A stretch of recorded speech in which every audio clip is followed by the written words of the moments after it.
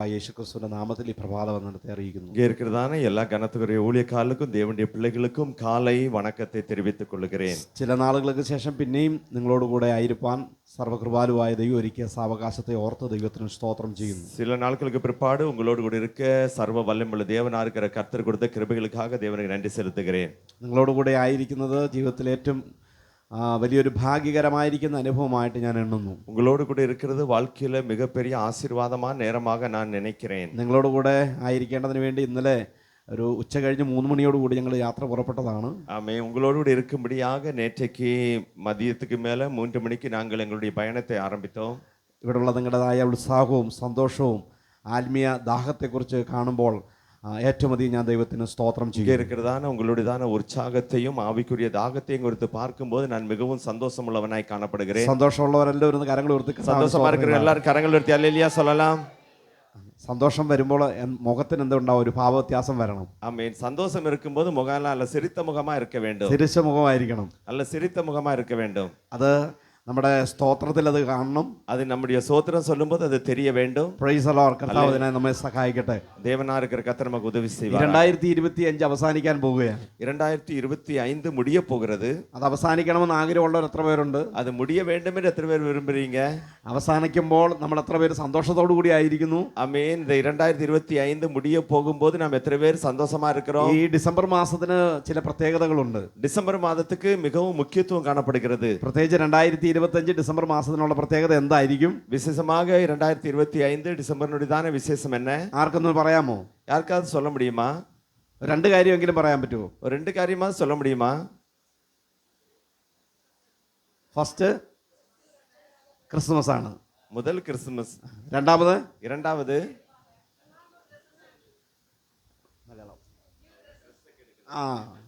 പുതിയ ഡ്രസ് എടുക്കുന്നു. ഓക്കെ, ഇനി പറ. இனியும் சொல்லுங்க. കുഞ്ഞുങ്ങൾക്ക് പറയാം, സഹോദരിമാർക്ക് പറയാം, பிள்ளைகள் சொல்லலாம், பெரியவங்க சொல்லலாம், யார் வேணாலும். 2 കാര്യങ്ങൾ പറഞ്ഞു. പുതിയ ഡ്രസ് എടുക്കുന്നു എന്ന് പറഞ്ഞു, 2 ക്രിസ്മസ് ആണെന്ന് പറഞ്ഞു. ഇനി புதிய உடை எடுப்பீர்கள் என்று சொல்லுவீங்க, கிறிஸ்துமஸ் கொண்டாடுவோம் என்று சொல்லுவீங்க. இனி என்ன செய்வீங்க? സമയം കളയുന്നില്ല.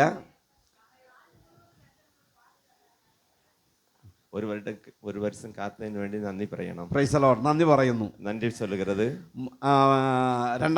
മൂന്നാമതൊരു കാര്യം ഞാൻ പറയാം. மூன்றாவது ஒரு காரியத்தை நான் சொல்லுகிறேன். 2025 അവസാനിക്കുന്നതിന് ലാസ്റ്റ് മാസമായത്. ആമേൻ. 2025 முடிய போகிற கடைசி மாதம் இது.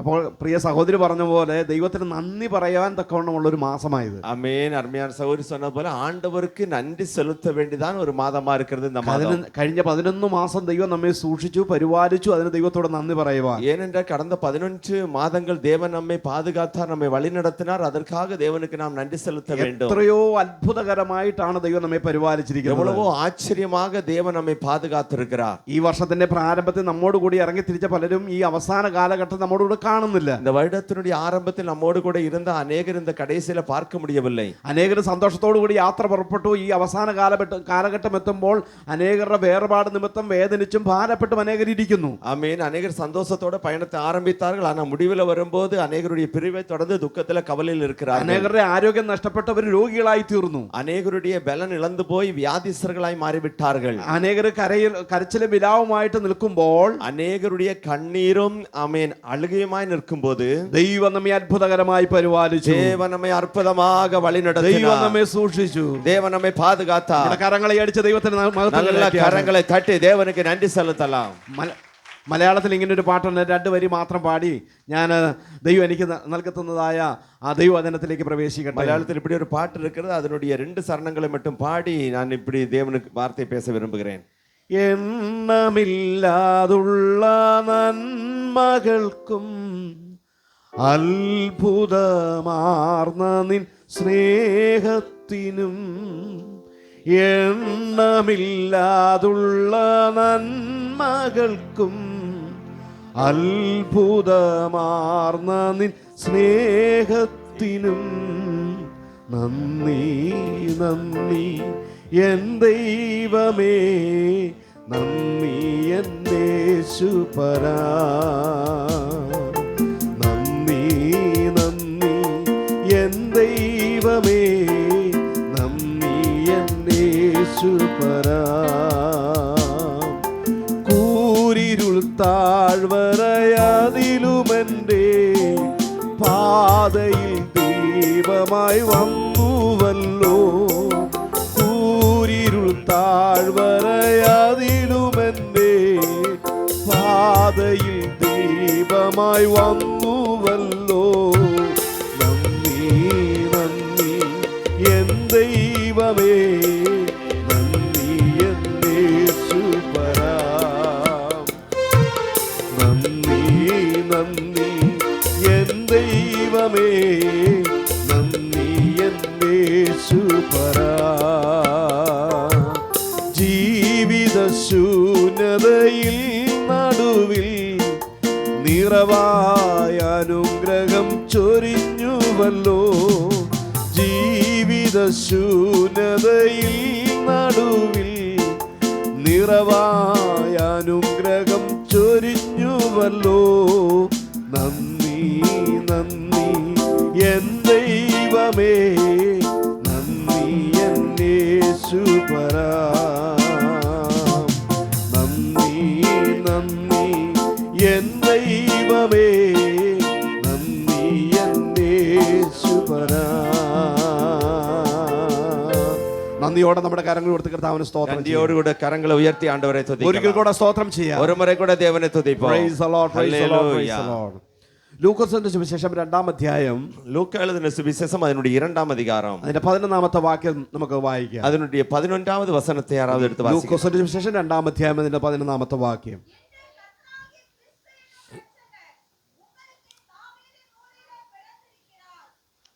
ആമേൻ.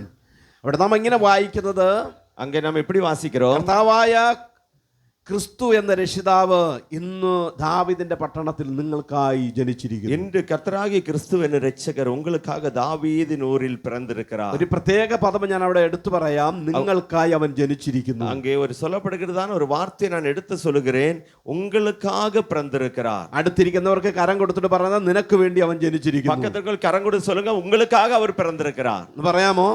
நீங்க சொல்லுவீங்களா? കർത്താവ് ആർക്ക് വേണ്ടി ജനിച്ചിരിക്കുന്നു? യേശു யாருக்காக பிறந்தார்? യേശു ആർക്ക് വേണ്ടി ജനിച്ചിരിക്കുന്നു? യേശു யாருக்காக பிறந்திருக்கிறார்? ഞങ്ങൾക്ക് വേണ്ടി ജനിച്ചിരിക്കുന്നു. യേശു എங்களுக்காக பிறந்திருக்கிறார். നമുക്ക് വേണ്ടി ജനിച്ചിരിക്കുന്നു. நமக்காக அவர் ഒരു பிறந்திருக்கிறார். വാക്കും കൂടെ പറയാം, എനിക്ക് വേണ്ടി ജനിച്ചിരിക്കുന്നു. ஒரு வார்த்தை கூட சொல்கிறேன், எனக்காக அவர் ഈ பிறந்திருக்கிறார். ഡിസംബർ മാസം 25-ാം തീയതി കഴിഞ്ഞ ഈ വേളയിൽ, ക്രിസ്തുമസ് ആചരിക്കുന്ന ഈ വേളയിൽ, ஆமென், இந்த வருடம் 25 கிறிஸ்துமஸ் கழிந்த நாட்களில കർത്താവ് നമുക്ക് വേണ്ടി ജനിച്ചിരിക്കുന്നു. ஆண்டவர் நமக்காக பிறந்திருக்கிறார். Praise the Lord. ഹല്ലേലൂയ. എത്ര പേർക്ക് സന്തോഷമുണ്ട്? எத்தனை பேர் சந்தோஷமா இருக்கிறீங்க? എത്ര പേർക്ക് സന്തോഷമുണ്ട്? எத்தனை பேர் சந்தோஷமா இருக்கிறீங்க? കർത്താവ് നമുക്ക് വേണ്ടി ജനിക്കപ്പെട്ടിരിക്കുക. യേശു நமக்காக பிறந்திருக்கிறார். യേശുവിന്റെ ജനനത്തിലൂടെ സഫലമായിരിക്കുന്ന ഫലങ്ങൾ എന്തൊക്കെയാണ്? യേശുവിனுடைய பிறப்பின் மூலமாக நமக்கு கிடைத்த பலன் என்ன? ഒരു കുട്ടി ഒരു ഭവനത്തിൽ ജനിക്കുമ്പോൾ ആ ഭവനത്തിലുള്ളവർക്ക് സന്തോഷമാണ്. ஒரு குழந்தை ஒரு வீட்டுல பிறக்கும் போது அந்த வீட்டுல இருக்கிறவர்களுக்கு மகிழ்ச்சி இருக்கிறது. കാരണം എന്തുകൊണ്ടാണ്? അവിടെ അടുത്തൊരു തലമുറ വരികയാ. ஏனென்று சொன்னால் ஒரு தலைமுறை புதிதாய் வருகிறது. ആ കുടുംബത്തിന് മറ്റൊരു അവകാശി വരികയാ. அந்த குடும்பத்துக்கு வேறொரு உரிமையாளர் வருகிறார். ആ കുടുംബത്തിനും സന്തോഷമാണ്, ആ കുടുംബത്തിലുള്ള വ്യക്തികൾക്കും സന്തോഷമാണ്. அந்த குடும்பத்துக்கும் மகிழ்ச்சி, அந்த குடும்பத்தில் உள்ளவர்களுக்கும் சந்தோஷம். പക്ഷെ ക്രിസ്തു ഇവിടെ ജനിക്കുമ്പോൾ ആ കുടുംബത്തിന് മാത്രമല്ല സന്തോഷമുണ്ടാകുന്നത്, ആ രാജ്യത്തിനും ആ ലോകത്തിനും മുഴുവനും സന്തോഷം വരികയാണ്. ஆமென். இயேசு கிறிஸ்து பிறந்தபோது அந்த குடும்பத்துக்காய் மட்டுமல்ல, அந்த ராஜ்யத்துக்கும் உலகம் முழுவதும் இருக்கிற எல்லா ஜனத்துக்கும் சந்தோஷம். അതിന്റെ 10-ാം വാക്യത്തിൽ ഇങ്ങനെ പറയുന്നു, ദൂതൻ അവരോട് ഭയപ്പെടേണ്ട.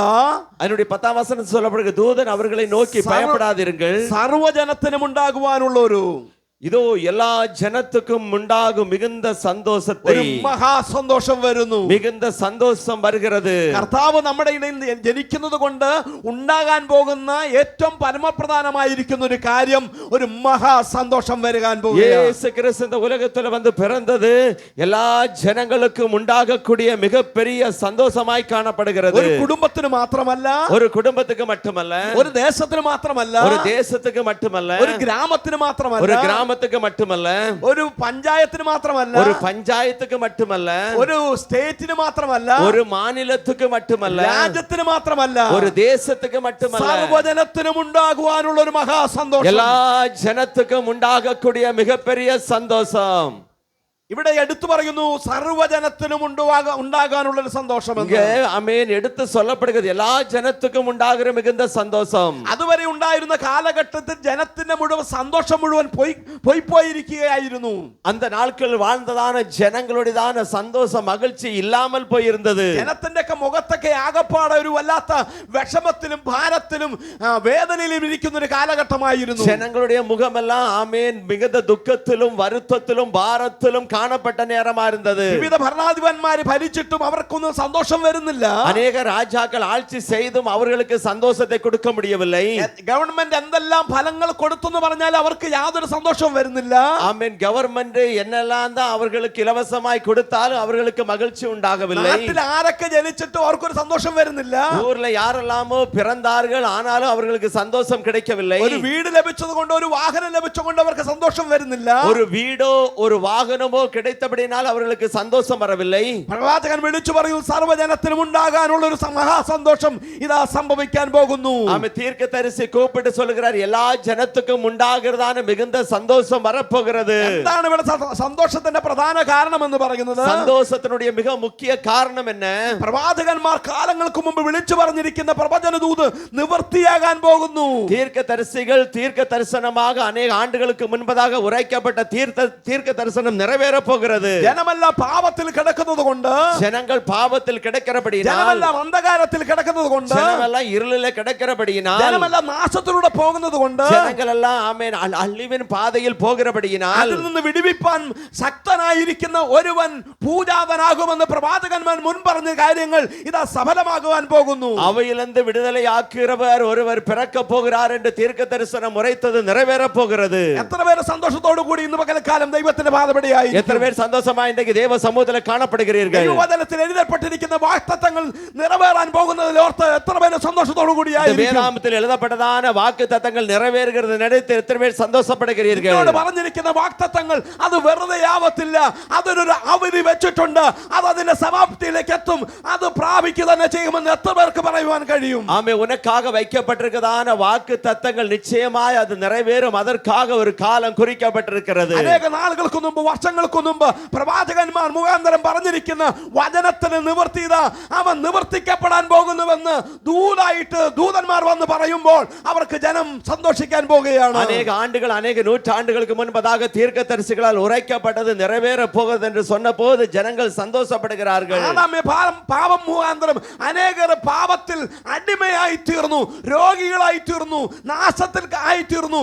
അവരെ വിടുവിക്കുവാൻ തക്കവണ്ണം ഒരുവൻ കടന്നു വരാൻ പോകുകയാണ്. ஆதாமின் பாவத்தின் மூலமாக எல்லா ஜனங்களும் ஆமென் வியாதிலானார்கள், பாவத்திலானார்கள். அந்த பாவத்திலிருந்து விடுதலையாக்கும்படியாக ஒருவர் வரப்போகிறார். ഇന്ന് പകൽക്കാലം ഞാൻ പറയട്ടെ പ്രിയപ്പെട്ടവരെ, നിങ്ങൾ എവിടെ ആയിരിക്കുന്നുവോ ആ സ്ഥാനത്ത് നിന്ന് വിടുവിപ്പാൻ കഴിവുള്ള പരമമുള്ളവനായ ഒരുവൻ കടന്നു വരുന്നുണ്ടെന്ന് പറയുമ്പോൾ എത്ര പേര് സന്തോഷത്തോടു കൂടി ഇന്ന് പകൽക്കാലം സ്തോത്രം ചെയ്യും? அன்பானவர்களே, ஒரு காரியத்தை நான் சொல்லட்டுமா? நீங்கள் இருக்கிறதான நிலைமையிலிருந்து உங்களை விடுதலையாக்கும்படியாக ஒருவர் வரப்போகிறார் என்று சொல்லும்போது எத்தனை பேருக்கு உங்களுக்கு சந்தோஷிக்க முடிகிறது? നമ്മുടെ ദൈവം നമ്മെ വിടുവിക്കുന്ന ദൈവമാണ്. நம்முடைய ஆண்டவர் நம்மை விடுதலையாக்குகிற ஆண்டவர். നമ്മെ ഉദ്ധരിക്കുന്ന ദൈവമാണ്. நம்முடைய ஆண்டவர் நம்மை உயர்த்துகிற ஆண்டவர். നമ്മുടെ ദൈവം കരകയറ്റുന്ന ദൈവമാണ്.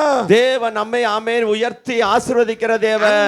അങ്ങനെ വരുന്ന ജനത്തിന് മഹാ സന്തോഷം വരാൻ പോകുകയാണ്. ஆமென். அப்படிப்பட்டதான ஜனங்களுக்கு மகா சந்தோஷம் உண்டாக போகிறது. ക്രിസ്തു എന്തിന് ജനിച്ചിരിക്കുന്നു? இயேசு எதற்காக பிறந்திருக்கிறார்? നിങ്ങൾക്കൊരു മഹാ സന്തോഷം നൽകി തരുവാൻ വേണ്ടി, உங்களுக்கு மிகப்பெரிய ஒரு சந்தோஷத்தை தரும்படியாக, കണ്ണുനീരിനെ മാറ്റാൻ, உங்களுடைய கண்ணீரை துடைக்கும்படியாக, ശാപത്തെ മാറ്റാൻ, உங்களுடைய சாபங்களை நீக்கும்படியாக, രോഗത്തെ മാറ്റാൻ, உங்களுடைய வியாதிகளை நீக்கும்படியாக, പൈശാചിക ബന്ധനങ്ങളെ മാറ്റാൻ, பிசாசுடைய கட்டிலிருந்து விடுதலை தரும்படியாக, മാറ്റാൻ, உங்களுடைய உடைந்து போன நிலைமைகளிலிருந்து விடுவிக்கும்படியாக, പണിതെടുപ്പാൻ, உங்களை உருவாக்கி எடுக்கும்படியாக നിങ്ങൾക്ക് വേണ്ടി ജനിച്ചിരിക്കുകയാണ്. இயேசு உங்களுக்காய் பிறந்திருக்கிறார். സന്തോഷത്തോടെ കർത്താവിനെ സ്തോത്രം எத்தனை ചെയ്യും? பேர் சந்தோஷத்தோடு தேவனை துதிப்பீங்க? எல்லாரும் கரங்களை தட்டி எல்லாரும் தேவனை துதிப்போம்.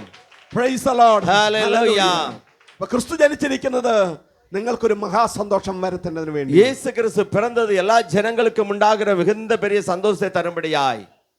കാലങ്ങളായി ജനമെല്ലാം ഇരുട്ടിൽ കിടക്കുകയാണ്. ஜனங்களெல்லாம் இருளில வாழ்ந்து கொண்டிருக்கிறார்கள். വിശുദ്ധ വചനം പറയുന്നു, பரிசுத்த வேதாகமம் சொல்கிறது, അന്ധകാരത്തിൽ ഇരിക്കുന്ന ഒരു ജനം വലിയൊരു വെളിച്ചം കാണാൻ പോകും. இருளில் இருக்கிறதான ஜனம் பெரிய ஒரு வெளிச்சத்தை கண்டது. ക്രിസ്തുവിന്റെ ജനത്തിലൂടെ ഉണ്ടാകാൻ പോകുന്ന രണ്ടാമത്തെ പരമമായിരിക്കുന്ന സത്യം എന്തെന്നറിയാമോ? ஆமென். இயேசுவினுடைய பிறப்போடு கூட நடக்க போற இரண்டாவது சத்தியம் என்னன்னு தெரியுமா? ഇരുട്ടിലിരിക്കുന്ന ജനം വെളിച്ചത്തിലേക്ക് വരാൻ പോകുകയാണ്. இருளில் இருக்கிற ஜனம் பெரிய ஒரு வெளிச்சத்தை காண போகிறார்கள். ഇരുട്ടിലിരിക്കുന്ന ജനം വെളിച്ചത്തിലേക്ക് വരാൻ പോകുകയാണ്. இருளில் இருக்கிற ஜனம் பிரகாசத்தை நோக்கி வருகிறது. ക്രിസ്തു നിങ്ങളുടെ ഭവനത്തിൽ വന്നാൽ, இயேசு உங்களுடைய வீட்டுக்கு வந்தாரா? ക്രിസ്തു നിങ്ങളിൽ വന്നാൽ, இயேசு உங்களில் வந்தால் നിങ്ങളുടെ ഉള്ള ഇരുട്ട് മാറിപ്പോകും. உங்க வாழ்க்கையில் இருக்கிறதான இருள்கள் மாறி போகும். വെളിച്ചമുള്ളിടത്ത് ഇരുളിന് വസിപ്പാൻ കഴിയത്തില്ല. ஒளி எங்கே இருக்கிறதோ அங்கே இருள் இருக்க முடியாது. വെളിച്ചത്തിന് ഇരിപ്പാൻ കഴിയത്തില്ല.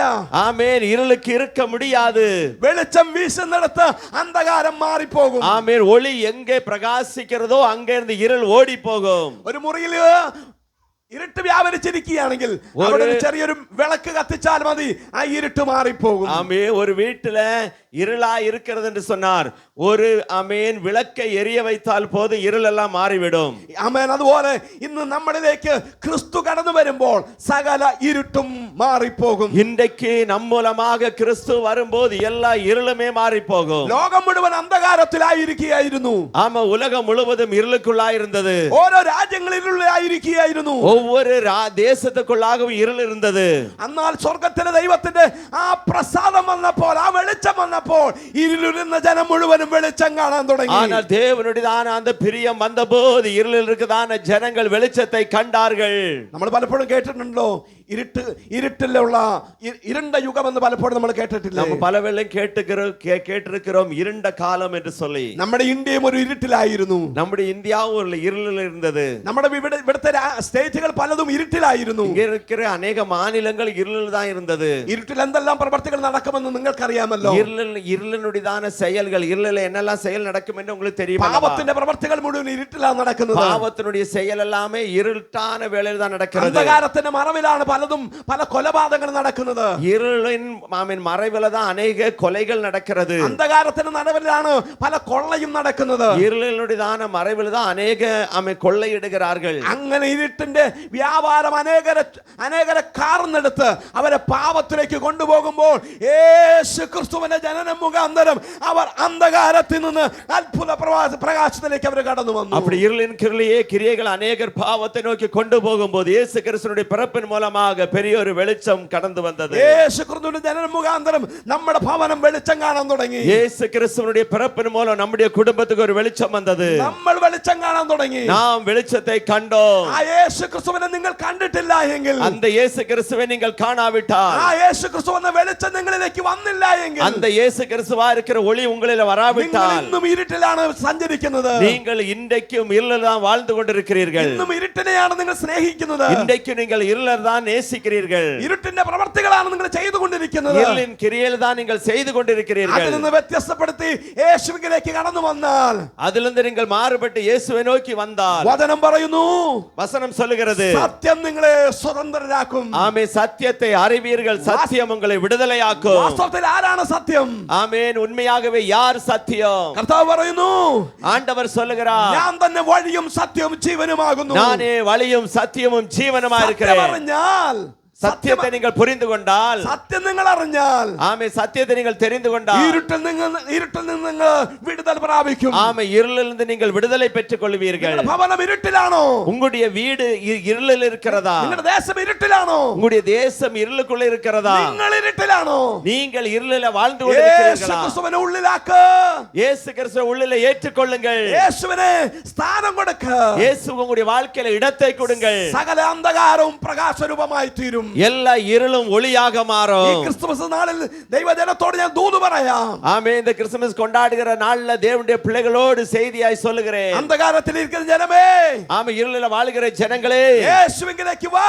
இயேசுவினிடத்தில் வாருங்கள். യേശുവിന്റെ പൈതലായി മാറ്. இயேசுடைய பிள்ளையாய் மாறுங்கள். യേശുവിനെ കുടുംബത്തിലേക്ക് വിളിക്ക. இயேசு உங்களுடைய குடும்பத்துக்கு கொண்டு வாருங்கள். അവൻ വന്നാൽ, அவர் வந்தால் നിങ്ങളെ സകല സത്യത്തിലേക്കും വഴി നടത്തും. உங்களை எல்லா சத்தியத்திலும் அவர் வழி സകല நடத்துவார். ജ്ഞാനവും നൽകി തരും. எல்லா ஞானத்தையும் உங்களுக்கு സകല கொடுப்பார். പദവികൾ നൽകി തരും. எல்லா திட்டங்களையும் அவர் உங்களுக்கு ദൈവിക கொடுப்பார். അഭിഷേകം നൽകി തരും. புதிய அபிஷேகத்தை கொடுப்பார். നിങ്ങൾ ഇനി പാപത്തിൽ വസിക്കേണ്ടി വരത്തില്ല. நீங்கள் இனி பாவத்துல வாழ வேண்டியது നിങ്ങൾ வராது. ഇനി രോഗത്തിൽ വസിക്കേണ്ടി വരത്തില്ല. நீங்கள் இனி வியாதியில் வாழ வேண்டியது നിങ്ങൾ இருக்காது. ഇനി ശാപത്തിൽ വസിക്കേണ്ടി വരത്തില്ല. நீங்கள் இனி சாபத்துல வாழ வேண்டியது இருக்காது. ദൈവകൃപയിലേക്ക് മടങ്ങി വാ. தேவனுடைய கிருபைக்கு திரும்பி അവൻ வாருங்கள். നിങ്ങൾക്കായി ജനിച്ചിരിക്കുന്നു. அவர் உங்களுக்காக பிறந்திருக்கிறார். അവൻ നിങ്ങൾക്കായി ജനിച്ചിരിക്കുന്നു. அவர் உங்களுக்காய் ഈ பிறந்திருக்கிறார். ദേശത്ത് അവൻ ജനിച്ചിരിക്കുന്നു. இந்த தேசத்தில் அவர் உங்களுக்காய் നമ്മൾ பிறந்திருக்கிறார். ജനിച്ചിരിക്കുന്നു. ஆமே, நமக்காக பிறந்திருக்கிறார். ആ സത്യം നിങ്ങളെ എന്നും സ്വതന്ത്രരായി നടത്തിക്കൊണ്ടിരിക്കും. அந்த சத்தியமானது உங்களை விடுதலையாக்கி நடத்தும். എത്ര പേര് സന്തോഷത്തോടു எத்தனை കൂടി பேர் சந்தோஷமா இருக்கிறீங்க? എത്ര പേര് സന്തോഷത്തോടു കൂടി எத்தனை பேர் சந்தோஷத்தோடு ആ இருக்கிறீங்க? യേശുവിന് ജനിക്കാൻ നിങ്ങൾ സ്ഥാനം കൊടുക്കുമോ? அந்த இயேசுவுக்கு உங்களுடைய வாழ்க்கையில் இடத்தை ആ கொடுப்பீர்களா? യേശുവിന് ജനിക്കാൻ നിങ്ങൾ ഇടം കൊടുക്കുമോ? அந்த இயேசு உங்களில் பிறக்க இடத்தை கொடுப்பீர்களா? അങ്ങനാണെങ്കിൽ അവൻ സന്തോഷത്തോടെ നിങ്ങളിലേക്ക് കടന്നു വരും. அப்படி என்று சொன்னார், அவர் மகிழ்ச்சியோடு கூட உங்களுடைய வாழ்க்கையில காணப்படுவார். ആ യേശു വന്നതുകൊണ്ടാണ് ഞങ്ങളെല്ലാം കർത്താവിനെ അറിയാൻ കാരണമായത്. ஆமென். அந்த இயேசு எங்களை வந்தபடியால் தான் இயேசுவை உயர்த்த நாங்கள் காரணமா இருக்கிறோம். ഒരു കാലത്ത് ഇരുട്ടിനെ സ്നേഹിച്ച് ഇരുട്ടിന്റെ പ്രമാണത്തിൽ നടക്കുകയായിരുന്നു. ஒரு காலத்துல இருளை நேசித்து இருளுக்குள்ளே வாழ்ந்து வந்தோம். പക്ഷെ ഇന്ന് യേശു ഞങ്ങളുടെ ഉള്ളിലേക്ക് കടന്നു വന്നു. ஆனால் இன்றைக்கு இயேசு எங்களுக்குள்ளே வந்திருக்கிறார். ഞങ്ങൾ ചെല്ലുന്നിടത്തേക്ക് ഇരുട്ട് മാറിപ്പോകും. ஆமென். ஒளி வரும் என்றால் இருள் விலகி போகும். ഞങ്ങൾ ചെല്ലുന്നിടത്ത് ശാപത്തിന് വരം അനുഗ്രഹമായി മാറും. நாங்கள் போகிற இடத்துல இருக்கிற இருள் மாறும். ஆமென். சாபங்கள் ஆசீர்வாதமாய் மாறும். ദൈവജനം ചെല്ലുന്ന ഭവനം അനുഗ്രഹിക്കപ്പെടണം. தேவனுடைய பிள்ளைகள் செல்கிற இடம் ஆசீர்வதிக்கப்படும். നമ്മൾ ചെല്ലുന്ന സഭ അനുഗ്രഹിക്കപ്പെടണം. நாம் செல்கிறதான சர்ச்சை ஆசீர்வதிக்கப்பட നമ്മൾ வேண்டும். കണ്ടുമുട്ടുന്ന വ്യക്തികൾ അനുഗ്രഹിക്കപ്പെടണം. நாம் பார்த்து பேசுகிற நபர்கள் ஆசீர்வதிக்கப்பட வேண்டும். നമ്മളെ കാണുന്നവരുടെ ഉള്ളിൽ നിന്ന് ഇരുട്ടിന്റെ ശക്തികൾ ഓടിയകലണം. ஆமென். நம்மை பார்க்கிறவர்களோடுதான உள்ளத்திலிருந்து அலட்ட உள்ளுக்கு இருக்கிற இருள் விலகி செல்ல வேண்டும். നമ്മളെ കാണുന്നവർ കർത്താവിനെ കാണാൻ ഇടവരട്ടെ. நம்மை பார்க்கிறவர்கள் இயேசுவை பார்க்க வேண்டும். നമ്മെ കാണുന്നവർ കർത്താവിന്റെ സ്നേഹം മനസ്സിലാക്കട്ടെ. ஆமென். நம்மை பார்க்கிறவர்கள் இயேசுவினுடைய அன்பை அவர்கள் புரிந்து கொள்ள வேண்டும். കർത്താവ് ഈ വചനങ്ങളെ നമ്മെ ധാരാളമായി സഹായിക്കട്ടെ. ஆண்டவராக இருக்கிற தேவன் நிச்சயமாக நம்மை ஆசீர்வதிப்பார். ദൈവവചനം സംസാരിപ്പാൻ തക്കവണ്ണം ദൈവം ഒരുക്കിയ സാവകാശത്തിന് നന്ദി പറയുന്നു. இந்த ஆமென் வசனத்தை பேசும்படியே கர்த்தர் எனக்கு கொடுத்த சந்தர்ப்பத்துக்காக தேவன் நன்றி செலுத்துகிறேன். കർത്താവിന്റെ ദാസ് മുമ്പ് പറഞ്ഞതുപോലെ ഇത് 4ാമത്തെ ട്രിപ്പാണ് ഞാൻ ഇവിടെ വരുന്നത്. ஆமென். கர்த்தருடைய ஊழியக்காரர் சொன்னது போல நான் 4வது முறை இங்க வருகிறேன். ഫസ്റ്റ് ട്രിപ്പ് വരുന്നത് പ്രിയ ജോൺസൺ പാസ്റ്റർ കൂടെ ആയിരുന്നു. ஆமென். முதல் முறை வந்தது ஜோன்சன் பாஸ்டர் கூட வந்தேன். 15 വർഷങ്ങൾക്ക് മുമ്പ്. 15 ആണ്ടുകൾക്ക് മുൻപதாக. അതിനുശേഷം പ്രിയ ലില്ലി ആന്റിയുടെ കൂടെ പലതവണ വന്നു. ஆமென். அதுக்கு பிற்பாடு லில்லி ஆண்டியோடு கூட ഡാനിയൽ പാസ്റ്റർ കൂടെ കടന്നു വരുവാൻ ഡാനിയൽ പാസ്റ്ററോട് കൂടെ കടന്നു വരയിടയാനത്. ഒരിക്കലും എനിക്ക് വേണ്ടി തന്നെ ഈ പ്രോഗ്രാം അറേഞ്ച് ചെയ്ത് വെച്ചു. പക്ഷേ ലില്ലി ആന്റിയുടെ ശാരീരിക ബുദ്ധിമുട്ട് കൊണ്ട് എനിക്ക് കടന്നു വരാൻ കഴിഞ്ഞു. ஒரு முறை ஆமென் என்னை ஆமென் மீட்டிங் கூப்பிட்டு இருந்தாங்க. ஆனால் லில்லி ஆண்டியோடான சரீரத்தினுடைய பலகீனத்தின் மூலமாக எனக்கு வர முடியவில்லை. അതിനുശേഷം പിന്നെ പാസ്റ്റർ എന്നെ വിളിക്കാറില്ല. அதுக்கு பிற்பாடு ஆமென் கூப்பிட்டதும் கிடையாது. വിളിക്കുമ്പോഴൊന്നും വരാത്തോണ്ടാണല്ല, കെറുണ്ടായിട്ടല്ല. ஆமென். சண்டை நாள் அல்ல, கூப்பிட்ட போது எனக்கு வர முடியாததுனால. നിങ്ങളെല്ലാം കാണാൻ കഴിഞ്ഞാൽ ഒരുപാട് സന്തോഷം. உங்களை பார்க்க முடிந்தாலும் மிகவும் மகிழ்ச்சி. പ്രത്യേകിച്ച് ഞങ്ങളുടെ ദേശത്തുള്ള പ്രിയ ജീന സിസ്റ്ററേയും ഹസ്ബൻഡിനെയും കാണാൻ കഴിഞ്ഞാൽ ഓർത്ത് ഒരുപാട് സന്തോഷം. தேசத்திலிருந்தான ஜீனா சிஸ்டர் அவருடைய ஆமென் கணவரை பார்க்க செய்ததில் കർത്താവ് ധാരാളമായി സഹായിക്കുമാറാട്ടെ. தேவன் உங்களுக்கு தாராளமாய் കർത്താവിന്റെ ദാസനെ അതുപോലെ പ്രിയ ആന്റിയും പ്രിയ മോനെ അവരെ കാണാൻ കഴിഞ്ഞാൽ ഒരുപാട് സന്തോഷം. ஆமென். கர்த்தருடைய ஊழியக்காரரை குடும்பமாக மகனை எல்லாம் பார்க்க கர்த்தர் செய்த கிருபைகளுக்காக കർത്താവ് ധാരാളമായി സഹായിക്കട്ടെ. தேவன் உங்களுக்கு தாராளமா உதவி செய்யும். നമ്മൾ വായിച്ച വേദഭാഗം 2-ാം അധ്യായം 11-ാമത്തെ വാക്യം. நம்ம வாஸ்த வேத பகுதி 2-வது നിങ്ങൾക്കായി ജനിച്ചിരിക്കുന്നു. கிறிஸ்து உங்களுக்காய் பிறந்திருக்கிறார். ക്രിസ്തു എനിക്കായി ജനിച്ചിരിക്കുന്നു. கிறிஸ்து எனக்காக பிறந்திருக்கிறார். എത്ര പേർ സന്തോഷത്തോടു കൂടി எத்தனை பேர் சந்தோஷமா இருக்கிறீங்க? God bless you. தேவனா இருக்கிற கர்த்தர் உங்களை ஆசீர்வதிப்பாராக. God bless you.